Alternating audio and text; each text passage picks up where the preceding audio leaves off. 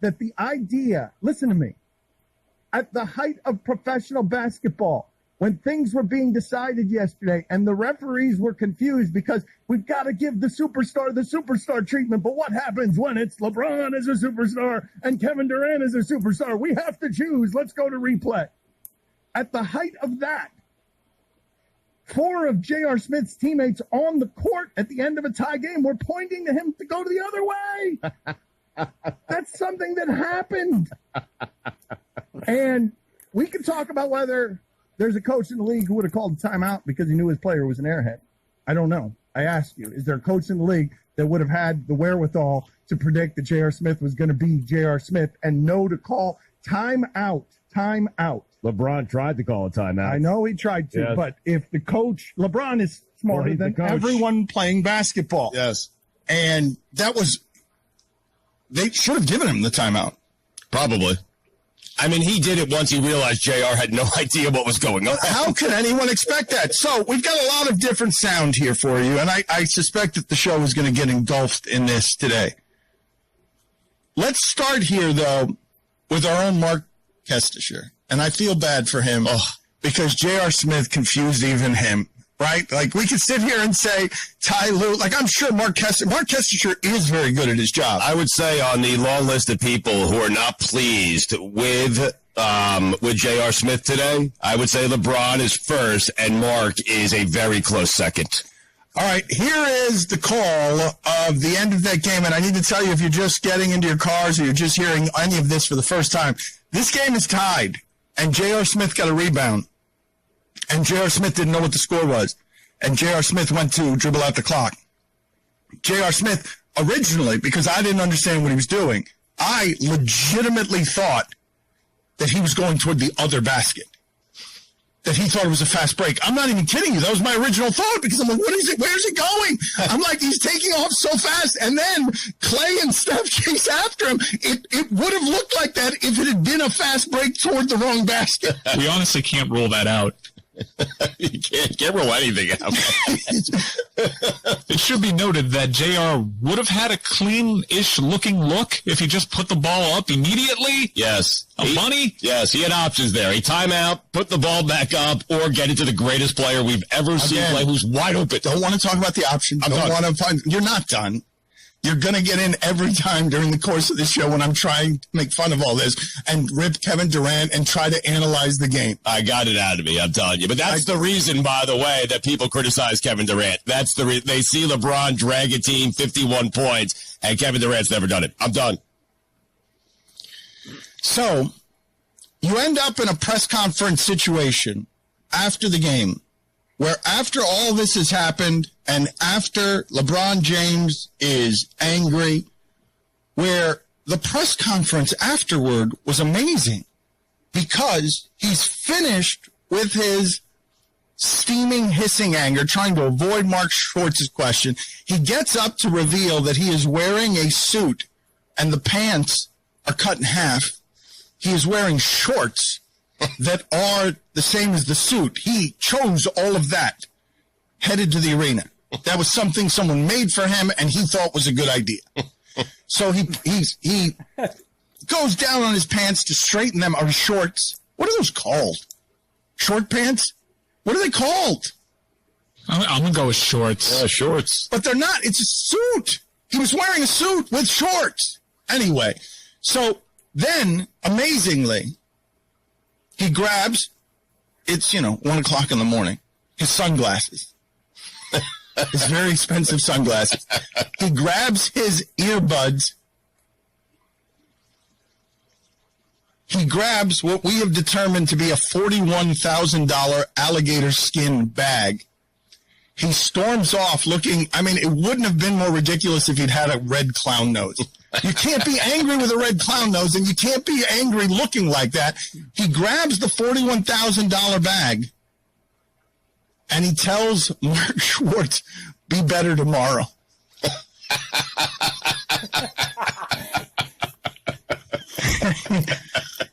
Listen to Mark Kestisher. Last night he could tell everyone, be better tomorrow, right? That's correct. He could tell everyone in the world that.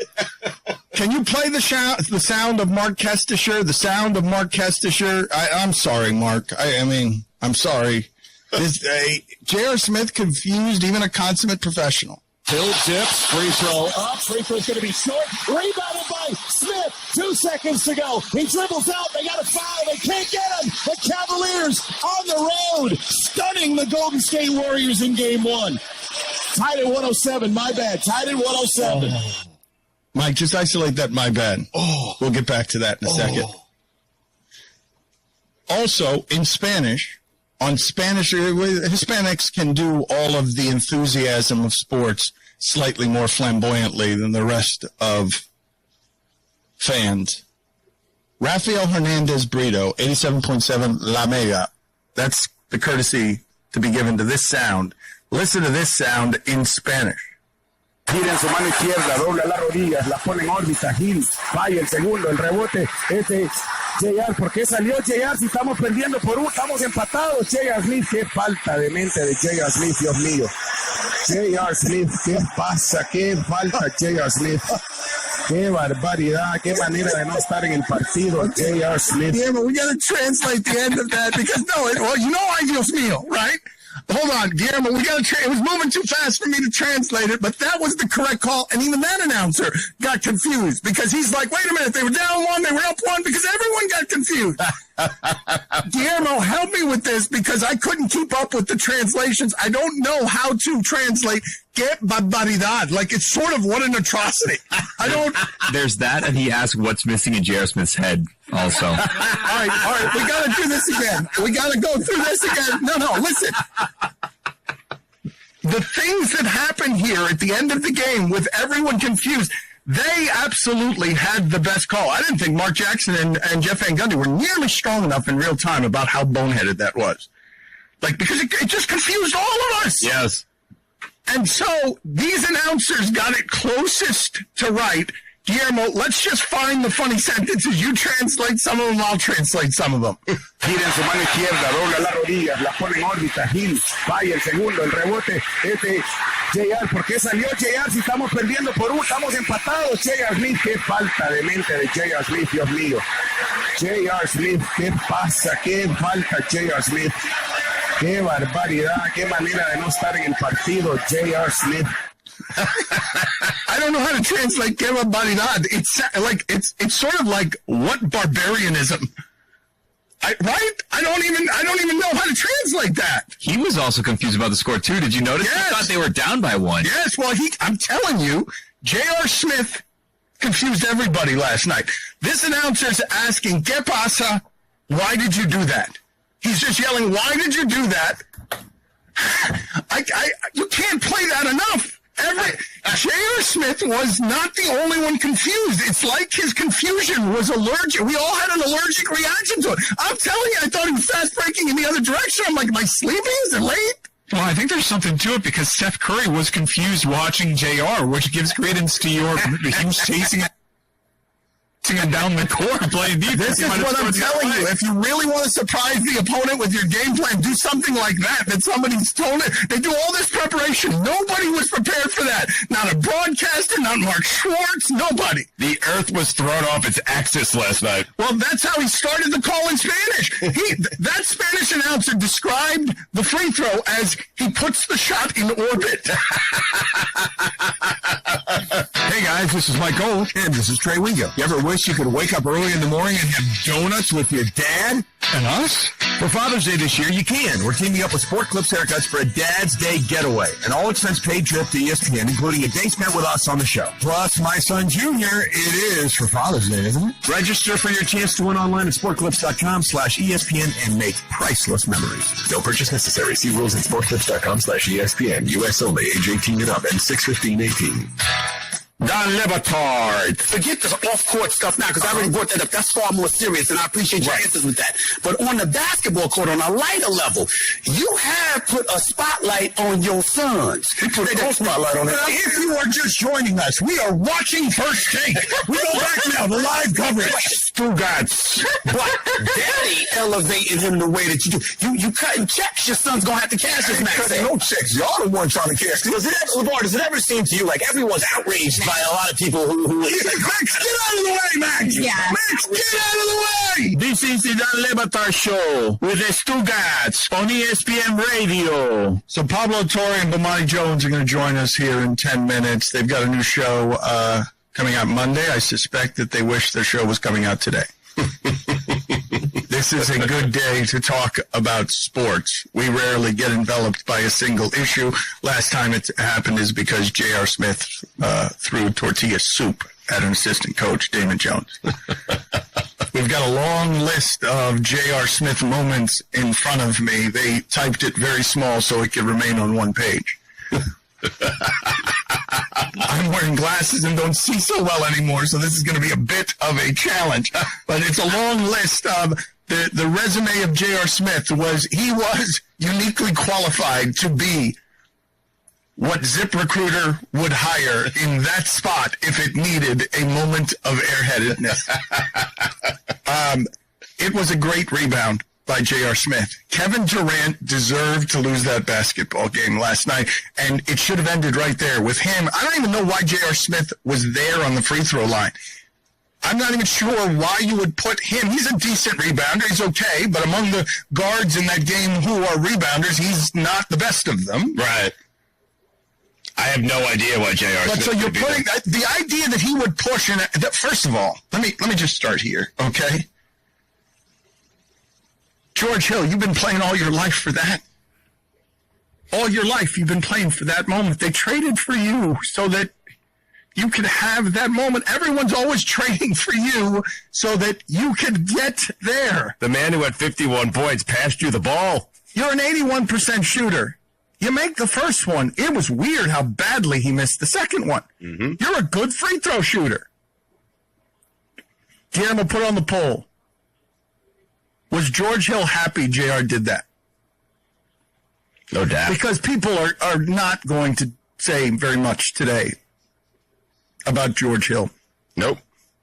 It all the slander falls to J.R. Smith. He took so many people off the hook. He did. He took the referees off the hook.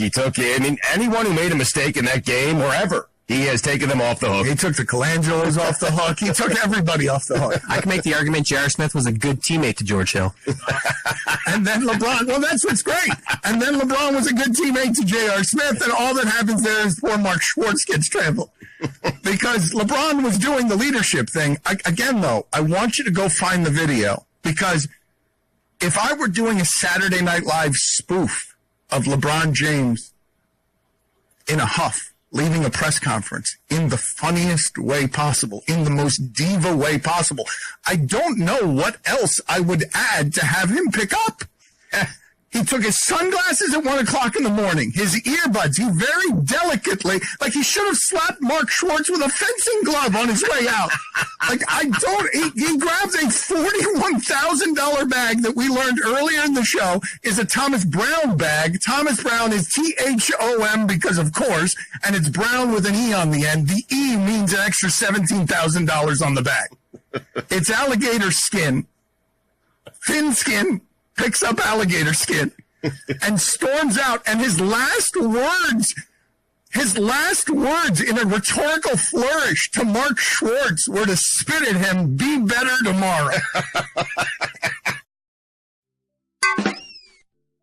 You could have put a scarf and he could have just with a flourish thrown it around his neck. Good day. Mike, what I am asking you is what in fiction I could add to the elements of this story, which is J.R. Smith forgetting the score, all the questions in a basketball game where somebody went for 51, 8, and 8, and it immediately gets forgotten. Forgot the score, and it's the most predictable teammate possible somehow in a final series that includes JaVale McGee and Swaggy P. You gotta be kidding me. And then it got funny. Like I said, seriously, you're confusing professional broadcasters in multiple languages. Because I heard the Russian call too, and while it was dry and stoic, they were confused too when I read the translations. Everybody, who wasn't confused? Michael Jordan. That wouldn't have happened. George Hill makes that free throw if Michael Jordan's his teammate. Don LeBatard. Oscar Robinson had 41 triple-doubles back in 61-62. 41. Stugotz. It's Robertson, but they go. Okay, but this is the Don LeBatard Show with the Stugotz on ESPN Radio.